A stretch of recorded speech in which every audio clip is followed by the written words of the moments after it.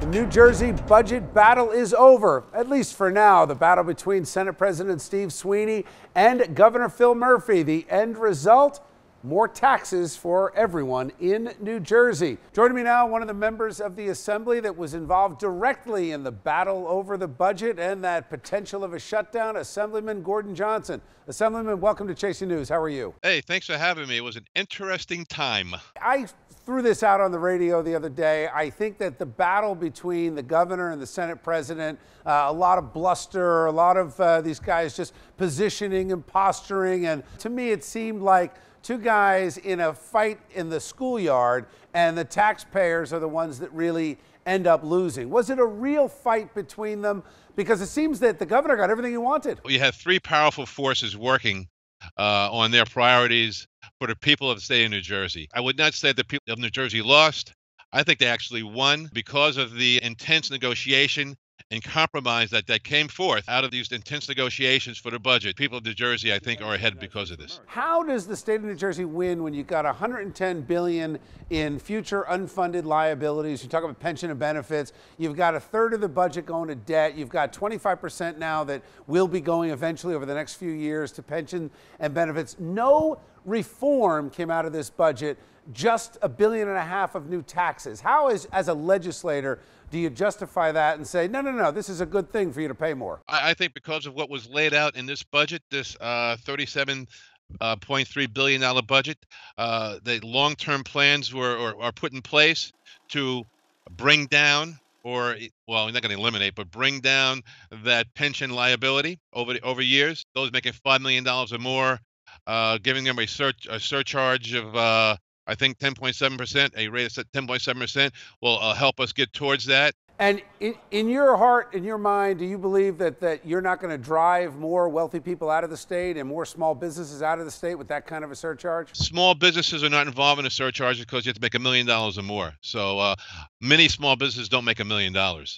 Very few are in that range. There are 2,100 families reporting $5 million or more a year in income. So that is a very small sector of helping us get through this. All right. Well, listen, I think we'll agree to disagree on that, but we're going to have to find out. And I'll ask you this, though, serious question. I know I don't have any time left, but I got to ask you, will there be a conversation about structural changes when it comes to health benefits and pensions over the next session? I am sure you'll see upcoming, probably this calendar year even, some substantial changes to the way terminal leave is paid out, number one, and other things that really affect the municipal budgets throughout the state.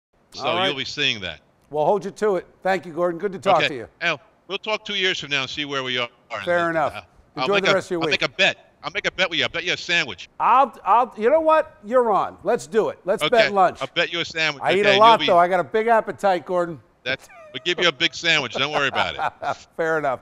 Thanks for joining me tonight. You take care. All right, let's bring in our A-plus panel for the night. Jeanette Hoffman, Republican strategist, back with us, and Bill Caruso, Democratic strategist. Jeanette, I'm going to start with you. According to the New Jersey Business and Industry Association, many small businesses actually do make $1 million or more. Actually, they looked at it that there are thousands of businesses that will now have to pay a lot more, and 2,100 families. Anybody thinking it's going to end up going to 2,200, or is it going to go down to 2,000, 1,800, or lower? What do you think? Yeah, I think this is a bad move by the New Jersey legislature and the governor by raising taxes on New Jersey businesses. We're already one of the most expensive places to do business.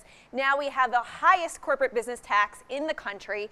It can only hurt our state in recruiting companies here. And I unfortunately predict that we're going to lose jobs over the next couple of years because of it. Bill, it seems like they've kind of put this on to these 2,100 families and no conversation about saying, God, what if those 2,100 were 4,500 and they were all paying taxes up to $2 or $3 million? You gave them a break on the top half. Nobody wants to discuss that. They're all afraid of it. And do you take him at his word that they're actually going to discuss fundamental changes? Well, I think you've got to understand what fundamental change is going to be on the board. He talked about paid sick leave, and I think that is on the board. I don't know that we're going to get to core health care. Is that a budget buster? For a municipal government to be able to plan for this, it's actually helpful on the property tax side, but the structural stuff we're talking about in the state budget, now that's bigger issues. But here's what you do need. We do need revenue, okay? We need some increases in revenue. I think that money has to be dedicated for certain spends. We've got debt issues we've got to deal with. That we didn't hear about in this budget. We heard about the revenue side, but where it's We going can is a cut bigger spending. $1.5 billion in new taxes, none of it dedicated. Yeah, no, and it's really troubling. I mean, the conversation needs to be had about structural changes in the budget, in the state health benefits reform, and in the pension reform. We are writing checks that we can't cash. Gordon Johnson's going to owe me a cheesesteak. No doubt. We'll see. All right. Thanks, guys. Going to leave it there.